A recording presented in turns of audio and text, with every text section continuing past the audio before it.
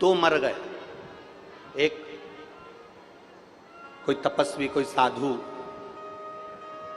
कोई कथाकार मर गया, कोई बामण मरी गया, और एक मर गया बस का ड्राइवर। दोनों मर गए, दोनों बैकुंठ की लाइन में लगे। बैकुंठ का दरवाजा बंद था, सुबेरे खुलेगा। लाइन में सब खड़े थे, बहुत सारे लोग, सब लाइन में खड़े थे, तो ये दोनों भी खड़े हो गए। अब सबको सुबेरे दरवाजा खुला तो बैकुंठ में पूछा गया, तुम कौन? उसने बताया ये, जाओ चले जाओ। तुम कौन? बैकुंठ में ये, तो तुम उस घर में चले जाओ, तुम उस घर में चले जाओ, तुम उस घर में चले जाओ। थोड़ी देर बाद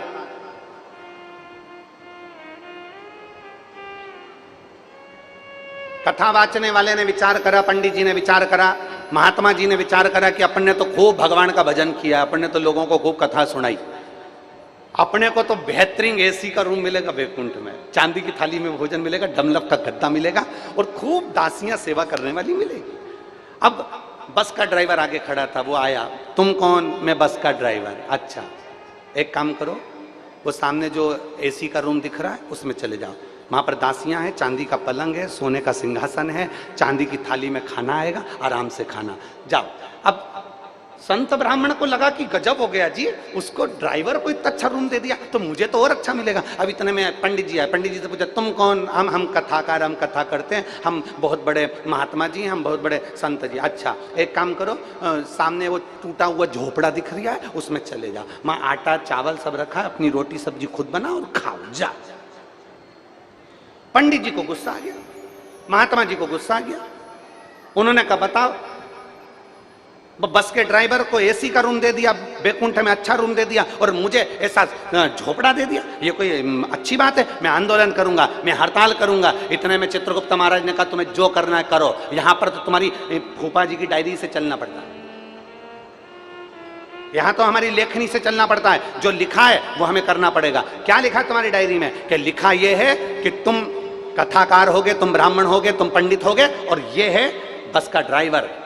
जब तुम कथा करते थे और ये बस का ड्राइवर, दोनों में अंतर है। बस का ड्राइवर बस चलाता था, इतनी तेज चला रहा था कि अंदर जितने यात्री बैठे थे सब हनुमान चालीसा पढ़ रहे थे, राम राम राम राम राम राम राम राम जप रहे थे, घबराहट के कारण इनके पसीने छूट रहे थे, और तुम कथा कर रहे थे।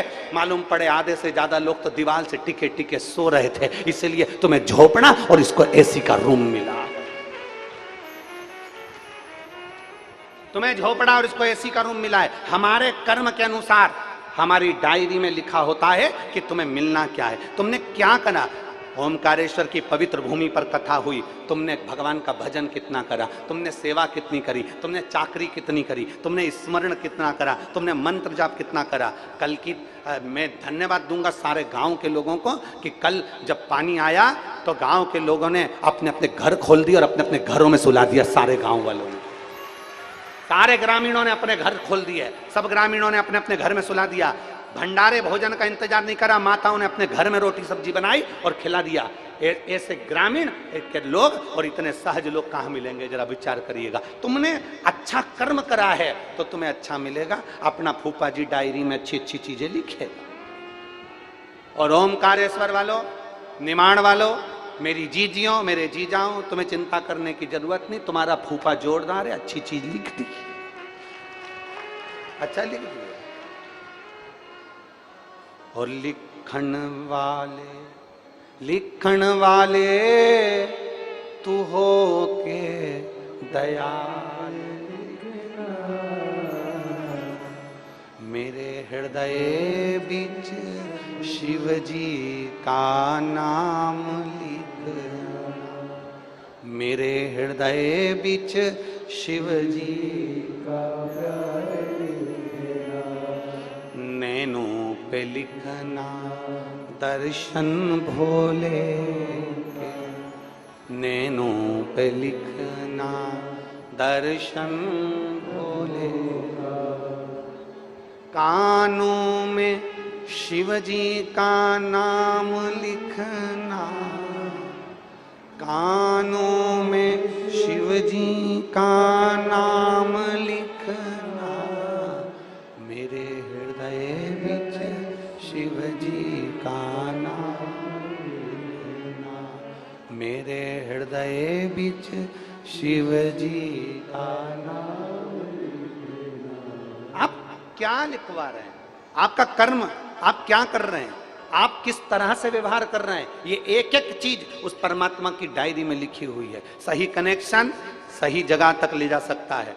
पशुपतिनाथ का व्रत करो मेरी जीजियों, मना नहीं। मेरे भाई पशुपतिनाथ का व्रत करें, मना नहीं। मेरी बेटी बेटा पशुपतिनाथ का व्रत करें, पर उस व्रत का नियम तुम्हारी जिंदगी में होना चाहिए कि हमें उस व्रत में दूसरे के घर का पानी नहीं पीना, हमें उस व्रत में दूसरे के घर का भोजन नहीं करना, हमें उस व्रत में अपना घर में बना हुआ, बाजार का नहीं, अपने घर में बना हुआ भले इतना सा आटे का हलवा हो, चाहे पंजेरी हो, मीठा चावल हो, खीर हो, जो कुछ भी बनाऊंगी मैं अपने घर में मेरे बाबा के लिए बनाऊंगी। अपने घर का बना हुआ लेकर जाना है। भले इतना सा ले जा, उसके 3 हिस्से कर लो, पर अपने घर का लेकर जा।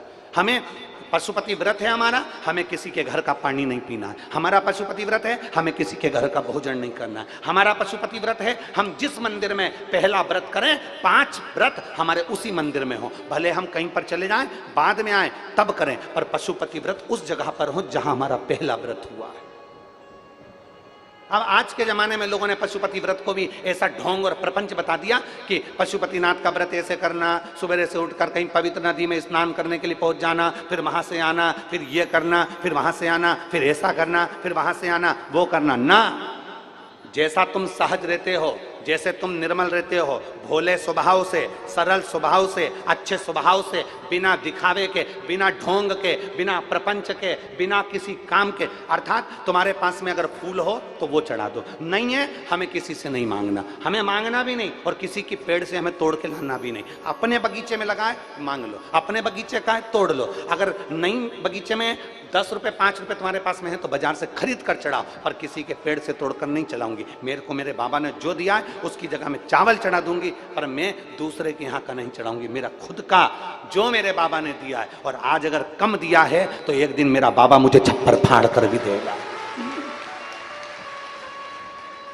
ढोंग प्रपंच में अपनी जिंदगी नहीं जीना, दिखावे में अपनी जिंदगी नहीं जीना, दिखावे से परे होकर अपने जीवन को जियो, दिखावे से परे हो।